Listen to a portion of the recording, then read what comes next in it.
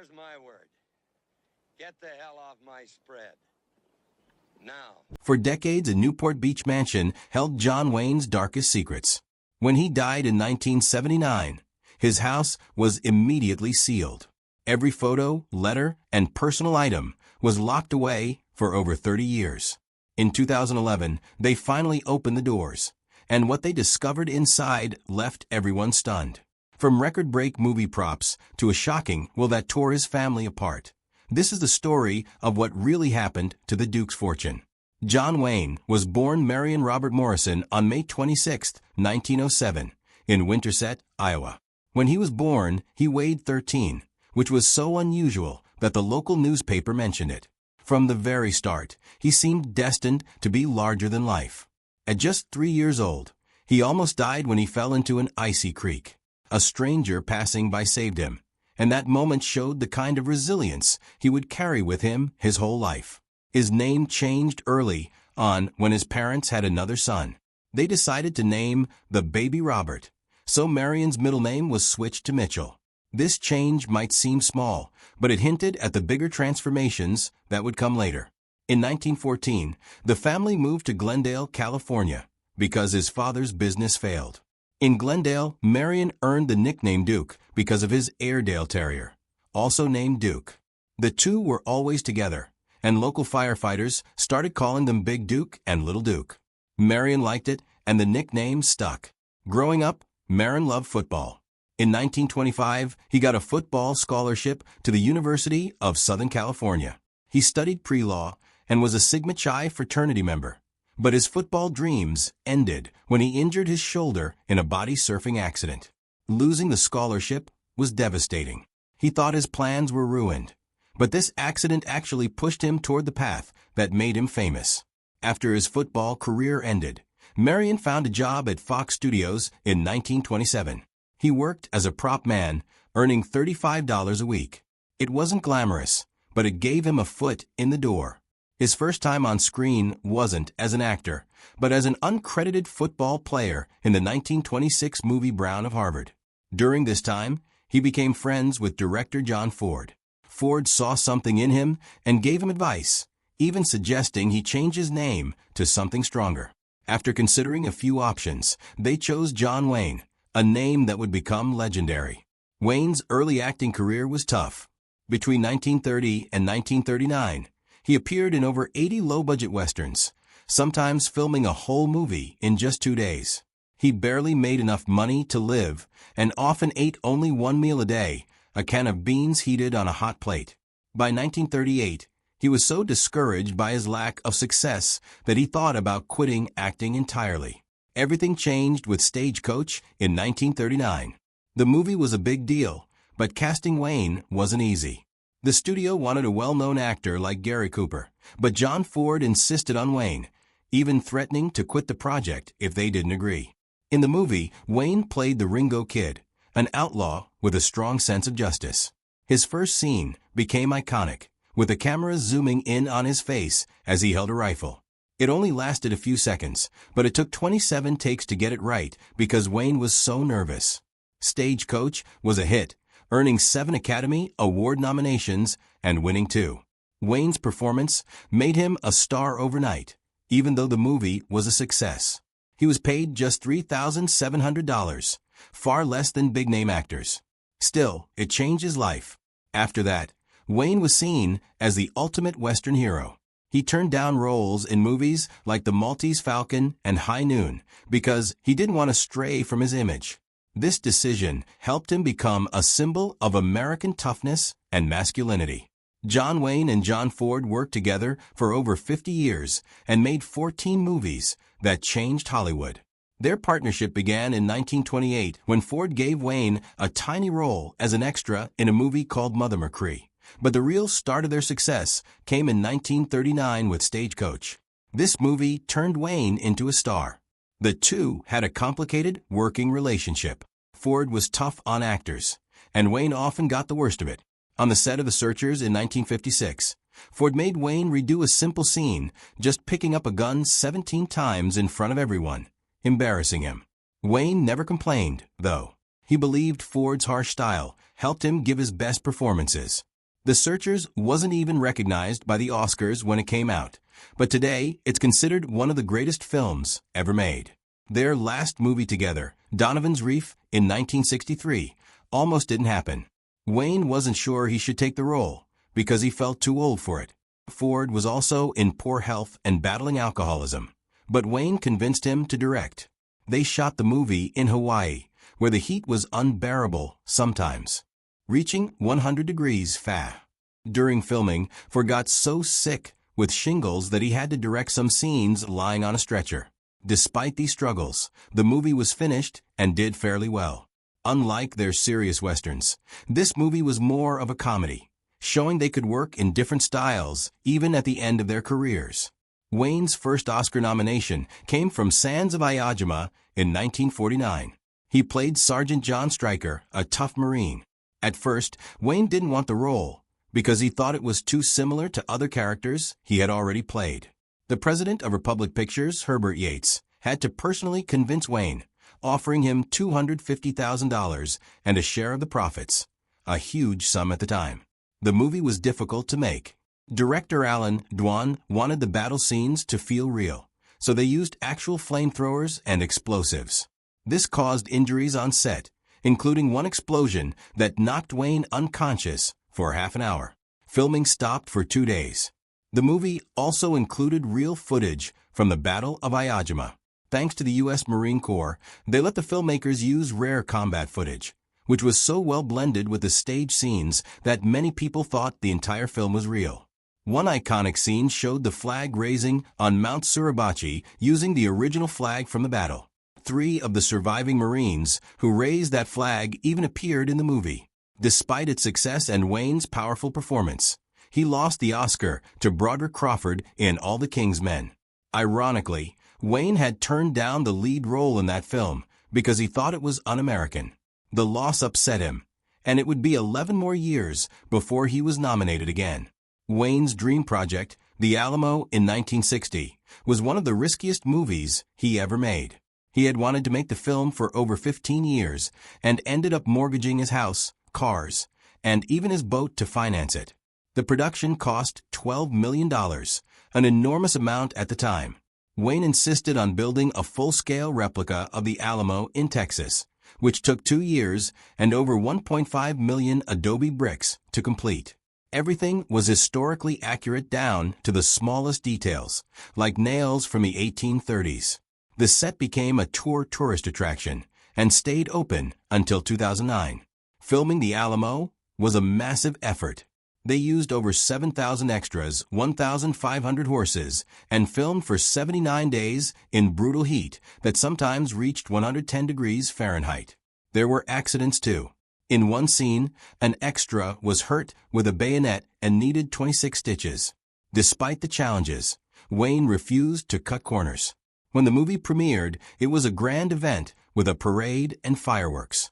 While it earned 7 Oscar nominations, including Best Picture, critics were mixed and the box office didn't cover the huge costs. Wayne wasn't even nominated for Best Director, which disappointed him deeply. Even so, the movie has had a lasting impact on how people remember the Alamo story. In 1970, Wayne finally won an Oscar for True Grit. He played Rooster Cogburn, a one-eyed U.S. Marshal. Wayne almost didn't take the role because he felt too old and was still recovering from lung cancer surgery. But after reading the novel, he realized it could be the role of a lifetime. Filming wasn't easy. It took place in Colorado, where the cold weather and high altitude were tough on Wayne's health. He had to use an oxygen tank between scenes. In one dangerous moment, his horse stumbled on a steep hill, almost throwing him off. Wayne tore a muscle in his shoulder, but kept going. To play Rooster Cogburn, Wayne gained weight and wore an eye patch that made it hard for him to see. He had to memorize the sets to avoid bumping into things. His performance was different from anything he'd done before, and audiences loved it. The movie made over $31 million and became one of the biggest hits of his career. At the Oscars, Wayne accepted his award with a famous line, "If I'd known this, I'd have put that patch on 35 years earlier." He had the flu that night, but refused to miss the ceremony. Some people thought Wayne's Oscar was more for his long career than the role itself.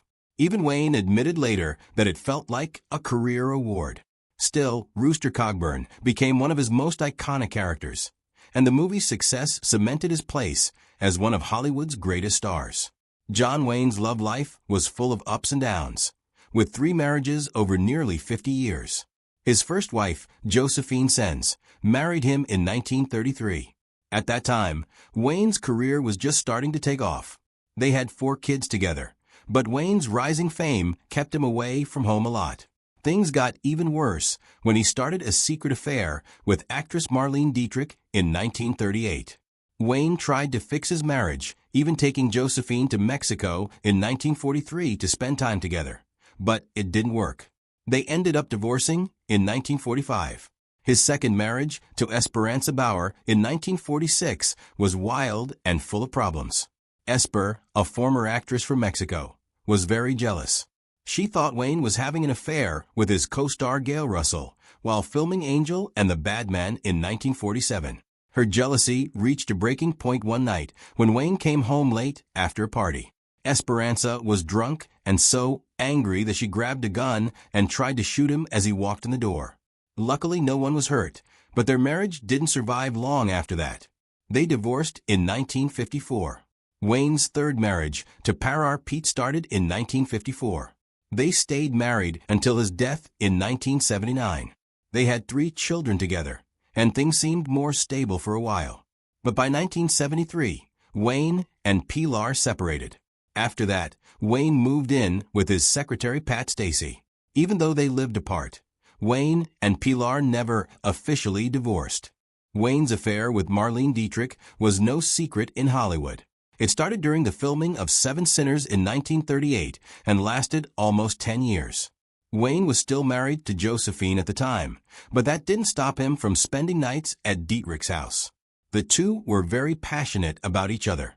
They wrote letters back and forth, sharing their feelings openly. Dietrich even used her influence to help Wayne's career. She made sure he got leading roles in movies like The Spoilers and Pittsburgh in 1942. Their affair ended in 1947, but they stayed close friends for the rest of their lives. Dietrich often called Wayne the love of her life. One of Wayne's most talked about friendships was with Maureen O'Hara. They starred in 5 movies together, starting with Rio Grande in 1950. Their most famous film was The Quiet Man in 1952. Fans loved their chemistry, so much that many thought they were a real-life couple. O'Hara even joked about an old woman on the street who thought she was Wayne's wife. Wayne's kids called her ATI Maureen, showing how close she was to the family. Years later, O'Hara's grandson admitted that Wayne and O'Hara did have a brief romance, but he said it wouldn't have worked because they were both too strong-willed. Even so, O'Hara stood by Wayne until the end. When he was dying of cancer, she helped him get a congressional medal to honor his legacy. In his final years, Wayne found comfort with Pat Stacy, his secretary. After he and Pilar separated, Pat became his partner and caregiver. She was 34 years younger than Wayne, but they shared a deep connection. Pat stayed by his side during his cancer treatments, managing his life and making sure he had support. They lived together from 1973 until Wayne's death in 1979. After he passed away, Pat wrote a book called Duke, a love story in 1983. The book shared details about their time together and showed a softer, more vulnerable side of Wayne that fans rarely saw. Pat never married and spent her life keeping Wayne's memory alive. She passed away in 1995. In 1964, when John Wayne was 57, doctors told him he had lung cancer. This was shocking, but not surprising. Wayne had smoked a lot, up to 6 packs of cigarettes, every day for years. The doctors decided to remove his left lung and 2 ribs to save his life. The surgery was risky, with only a 50% chance of survival, but Wayne made it through and lived cancer-free for 5 years. Most people might have kept their illness private, but not Wayne. He chose to tell the world. His advisors warned him this could hurt his career, but Wayne didn't care. He wanted to help others by encouraging them to get checked for cancer. He even came up with a nickname for cancer, calling it the Big C, to make it less scary. In 1965, a year after his surgery, he appeared in a TV commercial for the American Cancer Society. He asked people to support cancer research and take the disease seriously. But cancer wasn't done with him. In 1979, Wayne found out he had stomach cancer. He tried an experimental vaccine, but it wasn't enough. Even as his health got worse, Wayne didn't stop speaking out. From his hospital bed, he recorded messages asking for more funding for cancer research. Just weeks before he died, he told people, "They might find a cure for cancer without your help, but I wouldn't bet my life on it." Wayne's last movie was The Shootist in 1976. It was about an aging gunfighter dying of cancer, and it felt very close to Wayne's real life. He was 68 years old when he filmed it, and his health was poor. He often needed oxygen between scenes, but he was determined to do his own stunts. In one scene, he had to fall onto a hard floor multiple times. He never complained. The movie was a success, and people saw it as a goodbye from Wayne. He even changed the ending to fit his strong image. In the original story, his character was shot in the back. Wayne refused, saying, "I've never shot a man in the back in any movie. Change it." The film made $13.4 million and gave Wayne a chance to say farewell in a role that mirrored his own courage. Wayne died on June 11, 1979, at the age of 72. He passed away at UCLA Medical Center after fighting stomach cancer for months. His death was a huge moment for Hollywood and his fans. President Jimmy Carter called him bigger than life and a true American hero. Thousands of fans gathered outside the hospital and his home to leave flowers, notes, and even cowboy hats. His star on the Hollywood Walk of Fame became a place for people to light candles and remember him. Wayne's funeral was private, but a public memorial was held later so fans could say goodbye. It was broadcast on TV, and millions of people watched. The U.S. Naval Academy made him an honorary member of their class of 1979, even though he never served in the military. After his death, Orange County Airport was renamed John Wayne Airport, showing how much he meant to people. In 1985, Wayne's family created the John Wayne Cancer Foundation to honor his memory and continue his fight against cancer. They wanted to make sure his name would always stand for courage and strength. The foundation helped start the John Wayne Cancer Institute, which became a leader in cancer research. It created new treatments like a way to detect cancer early, which has saved many lives. At the time of his death, John Wayne's estate was worth $6.85 million in 1979, which would be about $25 million today. For someone as famous and successful as him, this seemed small.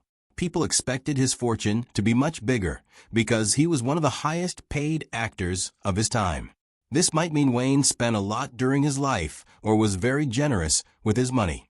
Not all his assets were included in the estate either. For example, he sold his beloved yacht Wild Goose for $750,000. Shortly before he died, this yacht, once a World War II minesweeper, was a big part of his life, and its sale adds mystery to how much he truly left behind. Wayne loved real estate, and his Newport Beach home was one of his most famous properties. He bought it in 1965 and lived there until his death in 1979. The house sat on the water facing Balboa Island. It looked simple from the street, but was grand and luxurious inside, just like Wayne's personality. After his death, the house sold for $5.5 million in 1980, a huge price for the time. Before moving to Newport Beach, Wayne owned a 5-acre ranch in Enino. At age 58, he left the ranch for the quieter life by the water. He also owned properties in Arizona and Washington, showing his love for different landscapes and his good sense for real estate. Once Wayne joked that moving to Newport Beach years earlier had been smart because by then, I sure as hell couldn't afford it. When Wayne's will was revealed after his death in 1979, it caused a lot of drama. The biggest shock was that he left nothing to his third wife, Pilar Petty. They had been married for over 20 years, but had separated in 1973, 6 years before his death. Even though they didn't divorce, Wayne left most of his estate to his 7 children from his first 2 marriages. This decision led to speculation about their relationship and why Pet wasn't included. Years later, the drama continued. In 2010, Wayne's daughter AA sued her brother Ethan and John Wayne Enterprises, arguing over her share in the company. The will also gave Wayne's children personal items and memorabilia, but these became points of tension too. Disagreements over these keepsakes made the family disputes even worse, showing how dividing his assets created lasting problems. In 2011, something amazing happened for John Wayne fans. Over 700 items from his life and career were put up for auction. This big event happened on October 6th to 7th at the High Century Plaza in Los Angeles. Fans and collectors got a chance to own pieces of his personal life and movie career. Many of these items had been locked away since Wayne passed in 1979. His house was sealed that day, and all his belongings were sent to storage. It was like opening a time capsule after more than 30 years. The auction included all kinds of things. There were costumes, props, awards, and even furniture from his home. Some items were especially unique. For example, his scripts showed how he worked on his movies. The script for The Horse Soldiers had folded pages to mark niche scenes. Other scripts like Wednesday Morning were kept neat and perfect, showing how organized he was. Then there were personal items like books, clothing, and his last driver's license. Even a collection of his colorful neckerchiefs, which he loved to wear, sold for $1,755. Some items broke records. His Green Beret from the Green Berets, 1968, sold for $179,200, setting a record for a costume hat. People loved it because it symbolized one of his most famous movies. Another big seller was his cowboy hat worn in movies like Big Jake and the Cowboys. It sold for $119,500. Wayne's Golden Globe for his role in True Grit also got a lot of attention and sold for $143,400. This award was special because it was tied to his only Oscar-winning role. Even small, everyday things sold for huge amounts. His last driver's license, something so ordinary, sold for $89,500. Pieces of clothing like pants from the Alamo and a shirt worn in several movies sold for thousands of dollars. These items let fans feel connected to him in a very real way. The auction didn't just show his movie career. It also revealed who he was as a person. One special item was a gold-plated Winchester rifle he gave to a friend, Bob Shelton. It sold for $113,315 and showed Wayne's generous side. His books gave a peek into what he liked to read, topics like history and military strategy. One unexpected item was his collection of seashells, which showed a softer side of him that people didn't often see. One of the most valuable pieces was a portrait of Wayne by the artist John Decker. It sold for $71,700. Wayne had kept this painting in his home, which showed how much it meant to him. The auction also included family photos, letters, and even his home furniture. These things gave fans a closer look at his private life. They showed that beyond being a Hollywood star, John Wayne was also a father, a friend, and someone with deep connections to his family and the people he cared about. In 1971, John Wayne gave an interview to Playboy magazine that caused a lot of anger, and people are still talking about it today. He made some shocking statements that showed his controversial views. The most talked about comment was when he said, "I believe in white supremacy until the blacks are educated to a point of responsibility." He was 63 years old and very famous at the time, but this wasn't a one-time thing. He had said things like this before. In the same interview, he also talked about Native Americans, saying he didn't think it was wrong to take their land, calling it a matter of survival. He even criticized the movie Midnight Cowboy, calling it perverted and using a homophobic slur. Years later, in February 2019, this interview came back into focus when someone shared parts of it on Twitter. A screenwriter called Wayne a terrible person, and the tweet went viral. Suddenly people were debating his legacy all over again. Some wanted him canceled, while others argued about whether his words should define how we remember him. His comments, even after so many years, sparked big conversations about the responsibility of famous people and how their words can hurt. This controversy didn't just stay on social media. It also brought attention to things named after him, like John Wayne Airport in Orange County, California. The airport got its name in 1979 after Wayne passed away, but by 2020 people were calling for it to be renamed. This happened during the nationwide protests after George Floyd's murder.